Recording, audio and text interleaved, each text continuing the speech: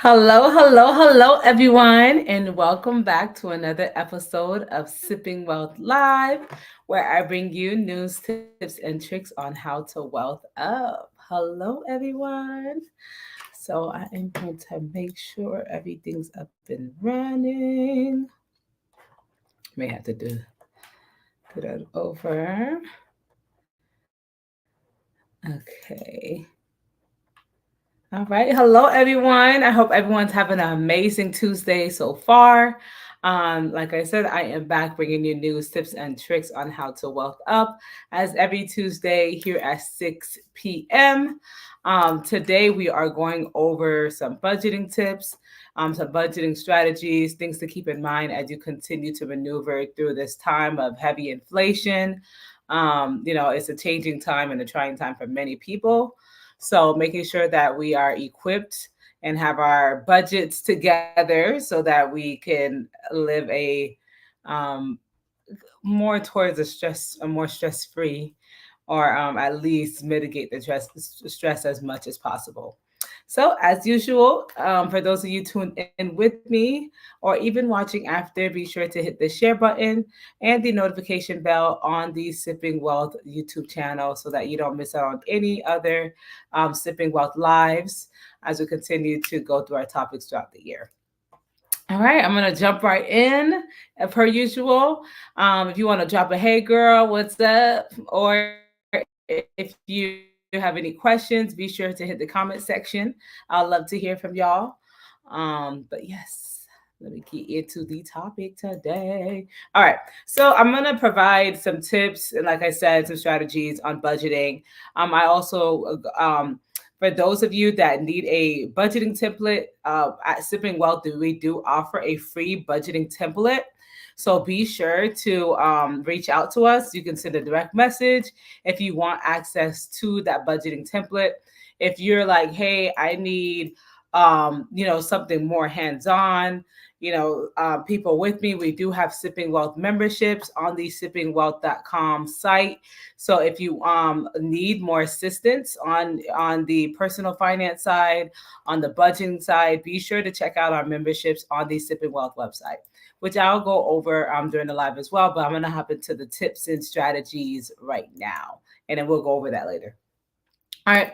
For starters, we do want to make sure that we are tracking our spending, because we know we want to make sure that we know where every dollar is going.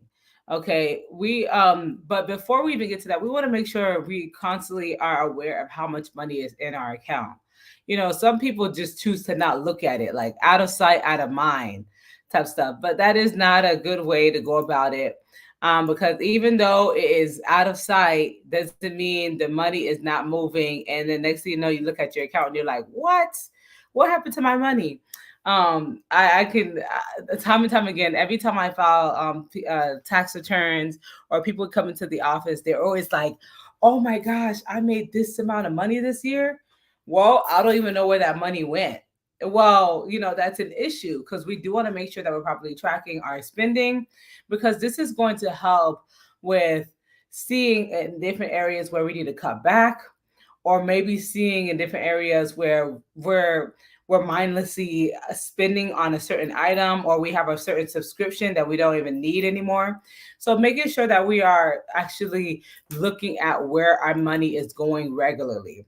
Okay, so we want to do this as much as possible, a few times a week, at minimum once a week, just kind of reviewing your transactions and your accounts, your credit card statements or your credit card transactions, things like that. So you want to constantly be looking at your money, see where your money is going, so you could know what exactly is going on with your money. So you'll be able to probably tell your money where to go. All right. And next is to that's the next is to make sure that we are actually have a budget. Okay. So let's see if this sharing screen thing is going to work for me today, because it's kind of like a hit or miss sometimes, y'all. All right. Okay, maybe not. Okay. Okay. I thought it was gonna work for us today. Okay.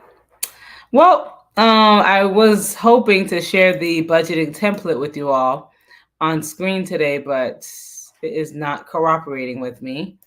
But like I said, if you do need access, if you do need a copy of the budgeting template, be sure to reach out. And then my team will make sure that you get it sent out to you yourself, or you can reach out to us directly on the Sipping Wealth website. Send an email, whatever, to get access to that budgeting template. But ultimately, you do want to make sure that you do have a budget. So there are plenty of applications that are apps that are out there that you can download on your phone, get installed that actually syncs up with your bank account, your credit card accounts, things like that, that can help you with creating a budget. Once you have that budget, you want to make sure that you are reviewing and revising it every month. This helps because inflation changes very quickly, right? So reviewing and revising your budget monthly, make sure that you're actually reflecting the actual expenses and needs that you're currently going through. So as you figure out, oh my gosh, a gallon of milk or a loaf of bread, my grocery expense has gone up $40. Now you can make sure that you edit your budget to reflect the $40 increase in that category. Okay. And that also goes for things like, making sure that, hey, we're properly planning. Maybe I need to make sure that I work an extra shift, or maybe I need to make sure I sell a certain amount of goods in order to make sure I am covering all my expenses. So these are additional reasons why you want to make sure that you're revising and reviewing your budget every single month and looking at your spending, like I said, at least once a week, as much as possible throughout the week. Just check it out. It's a quick review. Oh shoot, okay. To make sure everything. I have a client that is great. That comes to mind in particular. He his card information got stolen, and he's like, he regularly does review his transaction. And he's like, what are these DoorDash expenses on my card? But he's actually not even subscribed to DoorDash. He doesn't use DoorDash at all.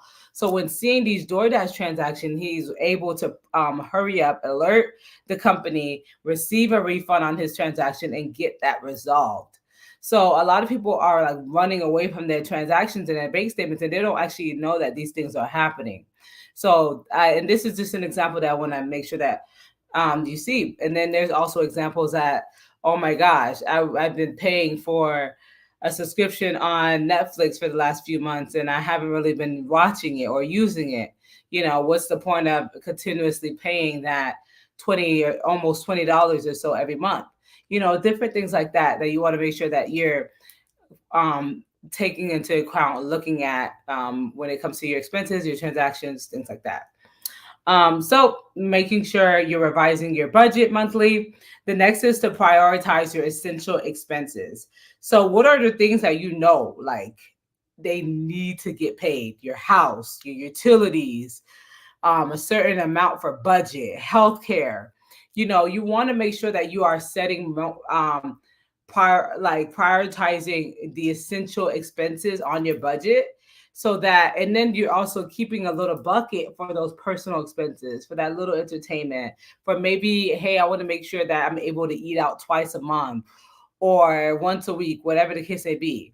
I want to make sure I'm able to go out at least once a week, and I want to set a $50 budget for that, whatever the case may be. But you want to make sure that you are allocating an amount to first your essential expenses first, and that's your needs bucket. All right. Another thing that we're going to need to do or make sure that we have is going to be an emergency fund. I know you probably heard this time and time again. Emergency fund, emergency fund. I'm sure you've heard it. How much you need an emergency fund. So yes, this is very important that you have one, because if there's a loss in income or a gap of income, or maybe an actual emergency happens where there's a car repair, whatever the case may be, instead of taking out additional debt to meet that expense, you're able to go out into that emergency fund without interrupting your whatever your financial goals are. So you're able to go into that emergency fund. Generally, your emergency fund should be 3 to 6 months.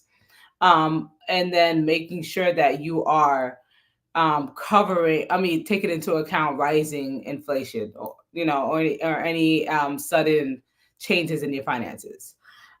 Changes in financial, uh, the finances of the economy overall. So we want to take that into account. All right. So, and that's another reason why we want to continuously revise our budget. Negotiation. You can actually, especially when it comes to negotiating debts, you can work on negotiating your debts down, or even reaching a different agreement with your creditors. There's a lot of people that may pay a credit agency or even a debt agency to do this for you, but this is something that you can really do on your own.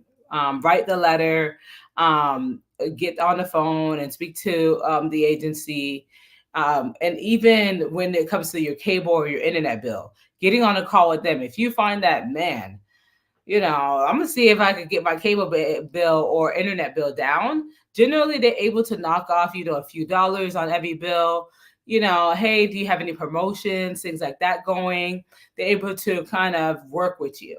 So if you do need to negotiate, don't be afraid to negotiate with your bills. Call your internet company and say, hey, are there any promotions going on? Could we bring that $70 a month down to $60? Oh, let's see what we can do, um, something like that. Um, okay. Buy in bulk. I know buying in bulk is a little on the difficult side for some people. But generally buying in bulk, I know me personally, I shop at Sam's. So especially with my paper products, things like that, I purchase those like twice a year. So I make sure I get my paper products, my cleaning products. I get that on at Sam's, and then generally every now and again, where I'm like purchasing things that I know I'm gonna use often, or certain things that make sense to purchase it at Sam's, I'll purchase it there as well, just so that I'm decreasing the overall cost of me purchasing it in small packages at like a Walmart or Publix or whatever. Um, Purchasing bulk. Cashback rewards programs, take advantage of those cashback offers. I know a lot of the credit card companies now require you to enroll in certain like cashback features, whether it's like cashback on restaurants, cashback on certain goods. But on some of them, you kind of have to make sure that you are on the lookout for some of the loyalty programs or the rewards programs that they have running at that particular time. So definitely making sure that you are paying attention. I know it kind of feels like your credit card company is spamming you sometimes. But when, as it relates to rewards and cashback feature programs that are on expenses that you readily do, it could be a huge advantage to you, even if it's giving you, $1 back every transaction or 50 cents every transaction. That adds up. All right. Cut back on non-essential subscriptions. I kind of mentioned that earlier on. Meal plans. Okay. Create meal prepping, I should say, or plan your meals. And planning your meals also assists with, potentially using coupons to do so, because you already know, okay, maybe Publix has this BOGO. Maybe that's going to be a part of my meal prep this week or my meal plan for this week, things like that. So plan your meals. It could definitely help with just saving on costs overall, especially because once you're hungry, you're looking for the next thing that's going to satisfy that hunger. And a lot of times it's you eating out. So if you're planning your meals, you're able to say, okay, this week I'm going to eat this and that, and this is how much money I'm going to spend on that. All right. Generic brands versus like your name brands could save on costs as well. And then delaying your large purchases. So that instant gratification will get y'all in trouble sometimes. So making sure that we're not just hopping onto the next thing, But also making sure that we're saying, hey, we're making a mindful purchase, and we're being mindful of our actual budget and how much money we have at that particular time. So if we have to delay that big purchase because we want to make sure that we have that emergency fund, we want to make sure that we're taking into account the rising cost of inflation, then let's do that. Because if the big purchase can't really fit into our budget now, it's just going to add an additional layer of stress. And then put a tight budget. Now we're robbing Peter to pay Paul. Now we have increased debt, all that. When it can be avoided or at least mitigated by just delaying the big purchase. Cutting back on energy usage, energy efficient light bulbs, unplugging electronics when you're not using them, keeping your thermostat at a regular temperature. So not moving it from 69 to 75 back down to 69 all in one day. So if you keep it at a median temperature throughout, maybe a 77, maybe a 76, generally it does help with assisting with your electricity as well. And like I said, unplugging those electronics, energy efficient light bulbs, all that good stuff. And next is automate your savings. So making sure that we are, I recommend automating your savings because a lot of times by the time the money gets deposited into our account, we paid our bills. We maybe took ourselves out to eat because we're like, oh, I had a stressful week or whatever. We went shopping. Next thing you know, we're looking at our account and we're like, what's happened to all the money? All right. But if we automated our savings and we made sure that we got that done ahead of time, or we just made sure that money automatically come out of our account, then, the rest of the money that's in the pot is money that we can work with. So generally, the money that we have in our account is the money that we're going to see to spend. So as quick as possible, you moving that money outside of your immediate checking account is great. So I recommend generally to get a checking account that's not with your the bank that you primarily bank with, and also make sure that you don't have a debit card for that account. All right, so this will assist with that account kind of almost being out of sight, so that, or out of your immediate sight, so that you're not seeing, oh, I got extra money, I'm going to go dig into that account, or I'm going to transfer because it's under the same bank. So making sure that you set up that other bank account at another bank that you don't have a debit card for, and then that's earning you. I did do a live on banks that have higher savings accounts, if you want to go to the YouTube channel. But there are tons of banks that are offering 4%, 4.5% on your savings accounts. Open up an account with them. Put that emergency fund and savings money over there. Okay, and automate that savings. I automate my savings, so I automatically have every week that money on one of my accounts. On one of my accounts, it automatically goes. Even on my business account, I automate my savings on there as well to make sure, hey, like once again, that money is out of sight. That money is saved up. I don't pay attention. I don't budget around that money. Just make sure that money is stacking up, and then when it's a larger amount of money, then I'm able to move it into something that's earning me more return on the savings amount. All right. So highly recommend that. Highly recommend, and it's something I personally am using myself. So I think it's a great added addition to your financial house. This is probably not the ideal time for refinancing, but when rates do go more favorable and down, kind of keep on alert, because refinancing your debts or your loans could be an option as well.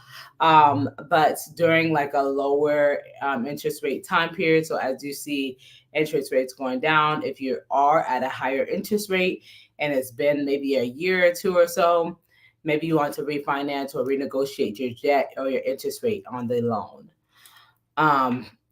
Focus on your debt repayments on those large interest items. So if your interest is sitting at 20+%, you want to hit those first. Make sure that you get those debts down, because that interest rate that you're paying on that debt is 20+%. All right, so that's 20+% of that money that's going to your creditor that you could be putting into your savings account or aiding to building up your financial house overall. All right, so I know I will be able to share the sites. So we're going to head over to the Sipping Wealth website. I am going to review our membership if any of you are needing assistance. So this is the Sipping Wealth website, sippingwealth.com. This is the homepage here. And at the top, you're going to see memberships. So memberships are going to show you like I said, the different memberships that we have, offers that we have. That's going to, if you need something that's more hands-on, that's going to assist more with your budgeting and things like that. We do have different packages as far as the personal finances and kind of getting that together. So all the packages do come with a planner, so that is sent out to you every year, along with a lot of other things. So you definitely want to check it out. And then if you scroll down, you'll see the different features of the membership items, and advising, a budgeting app, one-on-one coaching, things like that.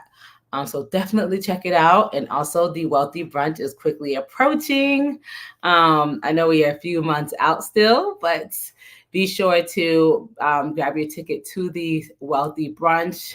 This year is going to be at the Jesse DuPont Center in downtown Jacksonville. So, and that's going to be a great event. Giving the community information on investing, real estate, finances, creative financing, a lot of different options as far as growing wealth overall. So, and then also tax savings. So it's definitely going to be a great event. But yeah, so check out the Sipping Wealth website on the memberships, so that you'll be able to see the different plans if you are needing something more hands-on other than the budgeting template that we have available for you. But if you do want to use the budgeting template, like I said, the budgeting template is completely free. Hey, Frankie. Hey, thank you. Thank you for tuning in. If you do need a budgeting template, then make sure that you reach out to us. You can email this info@sippingwealth to make sure that you do get a template to get your budgeting on, y'all. Or like I said, get an app, get the membership, whatever the case may be. But ultimately, we do have to make sure that we are budgeting, so that we are telling our money exactly where to go. All right. And looking at our money as much as possible. All right. The more you look at your money, the more you're able to align yourself with saying, hey, I need to do this. I need to make sure I do that. Where you want to see your money grow to, look at your money as much as possible. You should know at every moment, hey, how much money you have in your accounts. All right. Hopefully that's beneficial. All right, we're running up on time. So for those of you that have additional questions, make sure that you reach out, send a direct message, comment on the video, share it with your friends and families.